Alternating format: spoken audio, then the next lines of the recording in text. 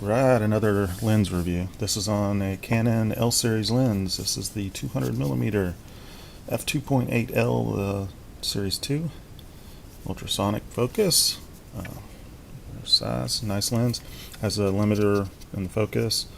Does not have IS.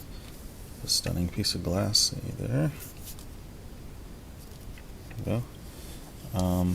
As all the L series lenses, it comes with this bag,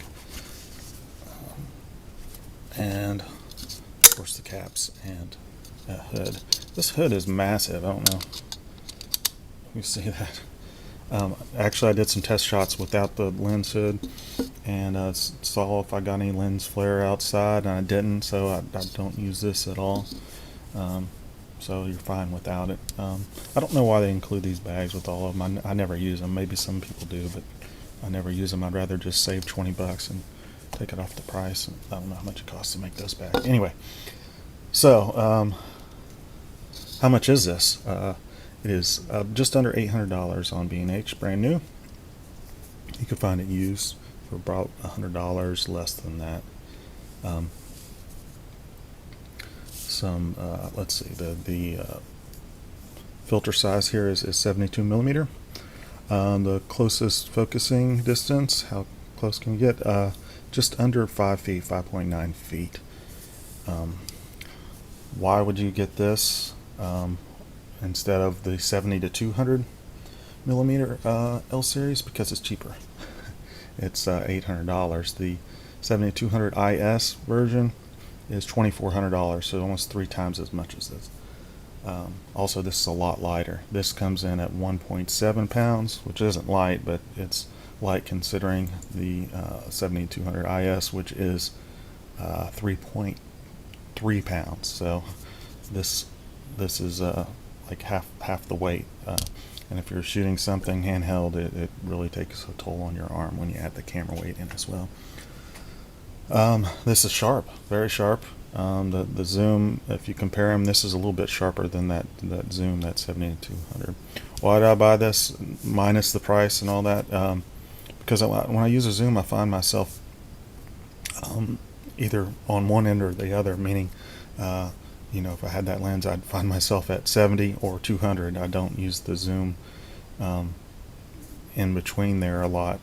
You might be different, but I don't shoot too many weddings, so and not a bunch of action stuff. It's mainly just stuff outdoors, and I just like the prime lenses because they're a little bit sharper than the zoom lenses, and just the weight. And I do a lot of hikes, and it really helps out with handheld and in your backpack.